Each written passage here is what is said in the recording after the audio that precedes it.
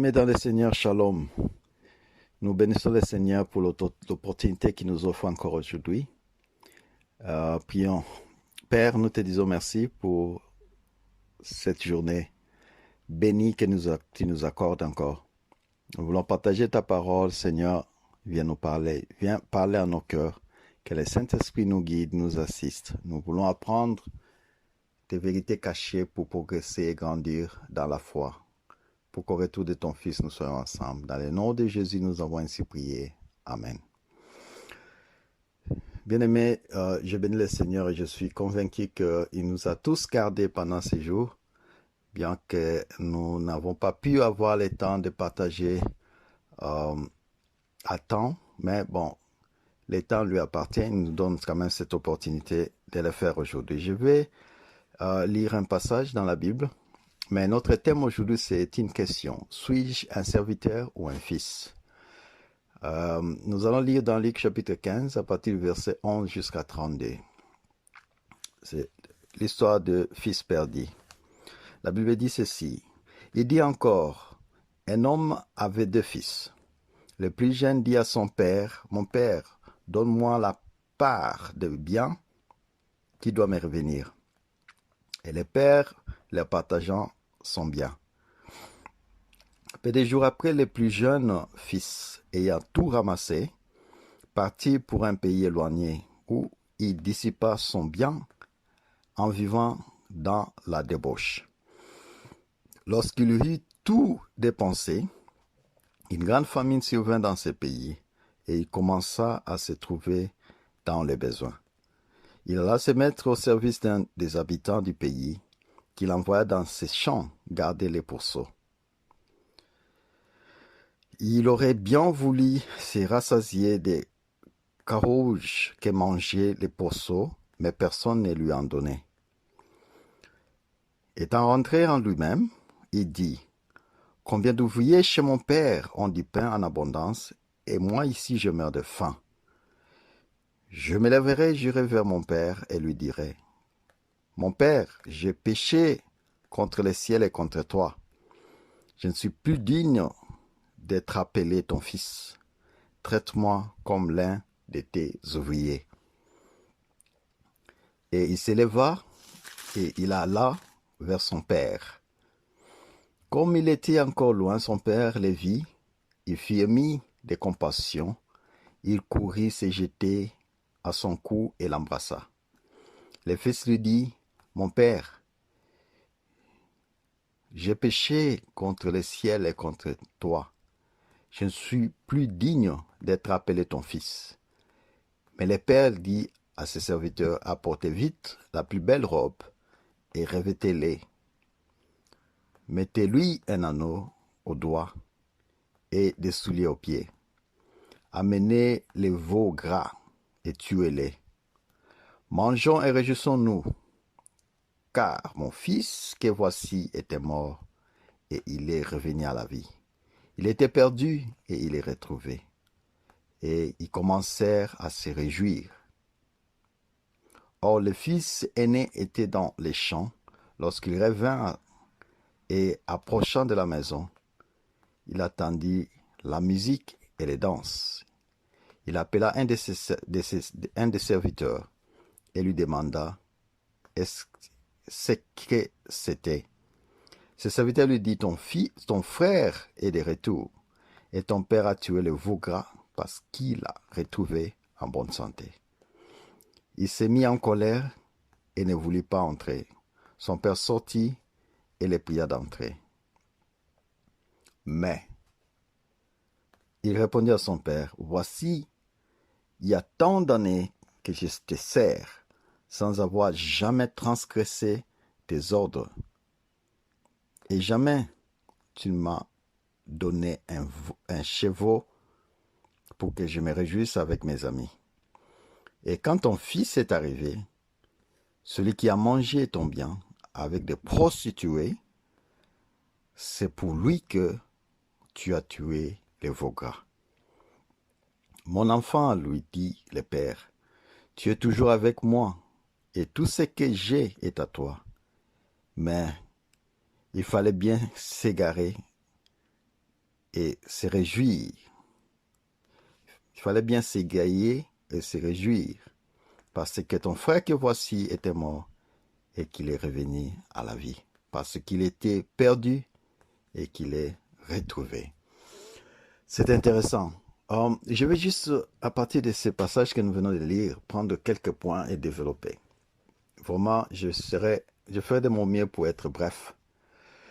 La première des choses, je me dis, si le fils est revenu vers le père, c'est pas parce que il a réalisé qu'il avait mal fait de demander ses biens et partir. Mais il me dit, s'il avait encore tout l'argent, toutes les richesses avec lui, et qu'il revenait vers son père pour dire que père, je reviens, je retourne toute la richesse dans la famille, je vais rester dans la famille, vivre avec la famille, j'allais comprendre. Mais la motivation du fils pour revenir était autre. La motivation du fils pour revenir était parce qu'il n'avait plus d'argent et il avait faim. Si nous voyons à partir du verset 14 jusqu'à 19, c'est clair. Lorsqu'il eut tout dépensé, une grande famine survint dans ce pays et il commença à se trouver dans les besoins. Il alla se mettre au service d'un habitant du pays. Donc, si tu lis de versets 14 jusqu'à 19, tu comprendras sa motivation de retour. Il retourne vers les pères parce qu'il n'avait plus d'argent, il n'avait plus de biens, il avait faim, il n'avait plus rien. Il était devenu serviteur, il allait faire nourrir les pourceaux. Il n'avait rien à manger. Mais quelque chose d'étrange, c'est le comportement du père.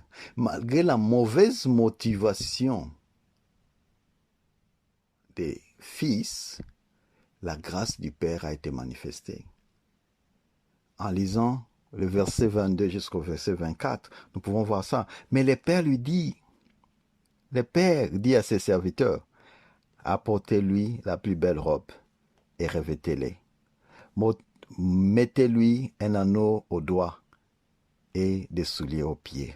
Nous pouvons lire jusqu'au verset 24. Nous pouvons voir la grâce, l'amour infini du Père vers les fils, malgré la mauvaise motivation. Il nous arrive des fois, avec notre comportement, avec ce que nous faisons, avec notre conduite, nous puissions nous éloigner de Dieu.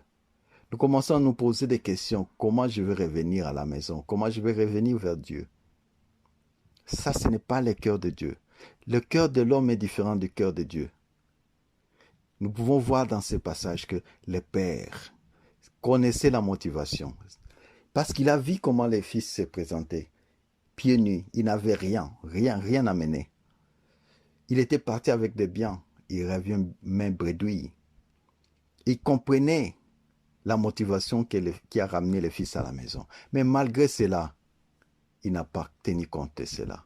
La grâce du Père a été manifestée. Un deuxième point, malgré la mauvaise compréhension du cœur de son Père, il a quand même reçu la grâce. Décrit dans Hébreux, chapitre 4, verset 15 à 16, les trônes de Dieu comme étant les trônes de grâce. Il est dit ceci dans Hébreux 4, 15 à 16, car nous n'avons pas un souverain sacrificateur qui ne puisse compatir à nos faiblesses. Au contraire, il a été tenté comme nous en toutes choses, sans commettre péché. Approchons-nous donc avec assurance du trône de la grâce, afin d'obtenir miséricorde et de trouver grâce pour être secouru dans nos besoins. Christ est venu étant qu'homme sur cette terre. Il était 100% homme et 100% Dieu. Il avait ses corps. Il a compris comment l'homme pouvait tomber, bien que lui n'avait pas tombé. Il s'est mis à notre place. C'est pourquoi il nous encourage de nous approcher du trône de la grâce sans crainte. Les fils perdus pensaient être reçus comme un serviteur, mais il est redevenu à la maison comme un fils. Au verset 22, il est écrit ceci, qu'il a reçu la plus belle robe, une bague ou anneau au doigt et des souliers aux pieds. Et ces trois éléments ont un symbole significatif. Premièrement, la robe signifie pour le père, on reprend à zéro. Un nouvel habit. Il habille de nouveau. On reprend à zéro et on oublie tout. C'est ça notre Dieu. Quand il nous reprend, il reprend et oublie tout. Quand il nous pardonne, il pardonne et oublie tout. Il a tout rejeté, la débauche, la rébellion et tout ce qu'il avait fait. Il a oublié, il a pardonné. C'est ça son amour, sa miséricorde, sa grâce. Tu reviens et reprends ta place de fils. Les fils venaient pour chercher du travail, pour qu'il soit un serviteur, pour qu'il soit un ouvrier dans la maison de son père. Mais le père dit non, reviens, reviens et reprends ta place de fils. Aujourd'hui encore, le père t'appelle malgré ce que tu as fait, là où tu te trouves. Reviens. Reviens, ta place est dans la maison du père. Viens reprendre ta place. N'hésite pas, viens devant le trône de grâce. D'où la robe est la démonstration du renouvellement de la situation qui se trouvait avant. Les choses ont changé. Il lui a donné la bague. La bague, ça signifie qu'il a finalement l'autorité. Parce que la bague est un signe de l'autorité. Car cette bague représente le sceau de la famille. Mais il n'a pas pris la place de l'aîné. Il est nommé intendant de la maison. Car c'est lui qui va maintenant s'occuper des achats. Il est comme un intendant de la maison. Il lui a donné des sandales. Les serviteurs dans le temps ne portaient pas de sandales. Les serviteurs dans le temps ne portaient pas de chaussures. Lui, il a donné des chaussures ou des sandales. Pourquoi? Parce qu'il était devenu serviteur là où il était parti. Et tant que serviteur, il nourrissait des pourceaux. Il n'avait pas de chaussures, il n'avait pas de sandales, parce qu'il était serviteur. Ce qui veut dire, quand il est rentré à la maison, il est rentré pieds nus, parce qu'il était devenu serviteur ailleurs. Et son père avait compris cela. Son père n'a pas tenu compte de cela. Son père lui donna des chaussures ou des sandales. Parce que il ne doit plus être serviteur, mais un fils dans la maison du Père.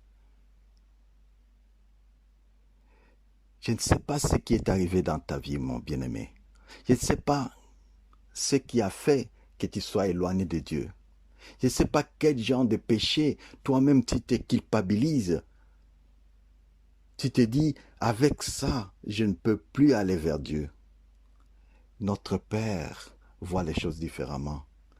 Ce fils qui retournait pour être un serviteur, le cœur du Père, un cœur aimant, était prêt à pardonner et à lui ramener encore dans la maison.